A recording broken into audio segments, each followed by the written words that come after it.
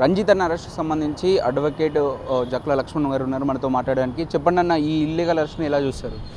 అంటే ఈరోజు second Saturday, అంటే కోర్ట్స్ ఉండవు, సండే కోర్ట్స్ ఉండవు. అంటే తన ఆఫీస్లో తన జస్ట్ పూజ చేయడానికి మాత్రమే పొద్దున వెళ్ళడం జరిగింది రంజిత్. నేను అడిగాను, ఇంతకుముందు కలిసాం రంజిత్ని.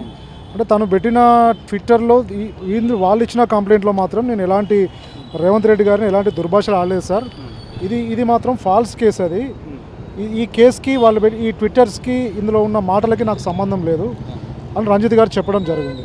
అంటే ఇలాంటి కేసుని అంటే ఎవరు షేక్ షరీఫ్ అనే వ్యక్తి కంప్లైంట్ ఇవ్వడం జరిగింది ఏ రోజు నిన్న. This is the FIR.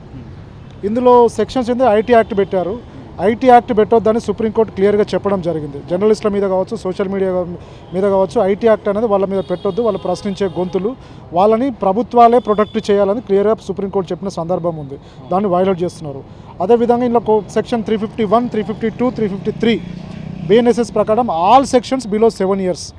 7 years ఉన్న ఏదైతే నేరాలలో అరుణేష్ కుమార్ జడ్జిమెంట్స్ ప్రకారం కేవలం నోటీస్ ఇచ్చి నోటీస్కి రిప్లై తీసుకొని కోర్టులో ఛార్జ్షీట్ ఫైల్ చేయడం వరకు మాత్రమే ఇన్వెస్టిగేషన్ అధికారి యొక్క డ్యూటీస్. నిజంగా ఇప్పుడు మేము సిఐ గారితో కూడా మాట్లాడాము. ఒక ½ an hourలో మేము రిమాండ్ చేస్తామా లేదంటే నోటీస్ ఇస్తామా చెప్తామని చెప్పడం జరిగింది.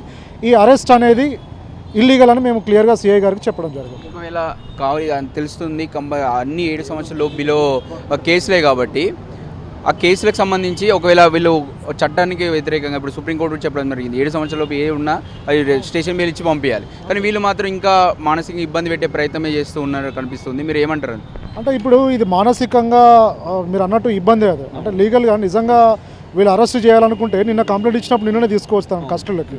అంటే వాళ్ళు ప్రిప్లాన్డ్గా అంటే ఇప్పుడున్న ఇన్వెస్టిగేషన్ అధికారులు ఏం చేస్తున్నారు అంటే తెలంగాణ వ్యాప్తంగా సాటర్డే కోర్టు ఉండదు, సండే కోర్టు ఉండదు, లేదంటే హాలిడేస్లో కావచ్చు, పండగ వేళల్లో కావచ్చు, ఆ సందర్భంలో మాత్రమే సోషల్ మీడియా వారియర్స్ని కావచ్చు, జర్నలిస్టులను కావచ్చు అరెస్ట్ చేయడం జరుగుతుంది. ఇక్కడ కంప్లైంట్ ఇచ్చింది పొలిటికల్ ఎక్స్ కార్పొరేటర్ ఇవ్వడం జరిగింది. అంటే పొలిటికల్ ఇన్ఫ్లుయెన్స్ ఏమో అని అనిపిస్తున్నది. నిజంగా ఆయన ఫాలోవర్సా అభిమానులు అనేది తెలియదు. అంటే పొలిటికల్ ఇన్ఫ్లుయెన్స్ తోటి కంప్లైంట్ ఇవ్వడం, పొలిటికల్ ఇన్ఫ్లుయెన్స్ తోటి ఈరోజు రంజిత్ని అరెస్ట్ చేయడం జరిగింది అనేది క్లియర్గా వాళ్ళు ఇచ్చిన కంప్లైంట్ ద్వారానే మనకు తెలుస్తున్నది. ఇంకొక క్వశ్చన్ ఉన్నా ఇక్కడ అంటే ఉట్టిన ఈ ఒక చిన్న అంటే కేసు పెట్టిన సెక్షన్స్ కూడా చాలా చిన్న సెక్షన్స్, వాటికి ఇంత వచ్చి ఆఫీస్కి వచ్చి ఉట్టిన మఫ్టీలో వచ్చి అరెస్ట్ చేయాల్సిన అవసరం ఏముంది పోలీసులకు? అంటే నేను ఒకటి క్లియర్గా చెప్తున్నాను. నిన్న రేవంత్ రెడ్డి గారు అంటే నల్గొండ యాత్ర చేశారు, పాదయాత్ర చేసినప్పుడు కేసీఆర్ గారిని, కేటీఆర్ గారిని అసలు ఏ విధంగా తిట్టారో మనం చూస్తున్నాం. అంటే ఒక ముఖ్యమంత్రి హోదాలో ఉన్న వ్యక్తి అలాంటి మాటలు మాట్లాడవచ్చా?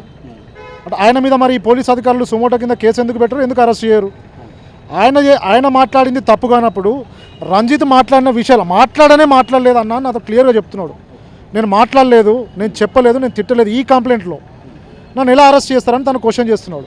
నిజంగా రేవంత్ రెడ్డి గారు కేసీఆర్ గారిని, కేటీఆర్ గారిని తిట్టిన మాటలు, కోమటిరెడ్డి వెంకటరెడ్డి గారు కూడా నేను అందరి అంటే సోషల్ పబ్లిక్ మీటింగ్లో పాదయాత్రలో క్లియర్గా తిట్టడం జరిగింది. మరి వాళ్ళ మీద సుమోటోగా ఎందుకు కేసులు బుక్ చేయరు, ఎందుకు అరెస్ట్ చేయరు? ఈరోజు తెలంగాణ రాష్ట్ర వ్యాప్తంగా నాకు తెలిసి కంప్లైంట్ చాలా ఇచ్చున్నారు. ఆ కంప్లైంట్ బేస్ చేసుకొని ఏ విధంగా అయితే రంజిత్ని అరెస్ట్ చేశారో ఈరోజు స్టేషన్ హౌస్ ఇదే సైబర్ క్రైమ్స్ వాళ్ళు కోమటిరెడ్డి వెంకటరెడ్డిని, రేవంత్ రెడ్డి గారిని అరెస్ట్ చేసే లీగల్ యాక్షన్ తీసుకోగలుగుతారా లేదా అని నేను వైఆర్ టీవీ ద్వారా ప్రశ్నిస్తున్నాను.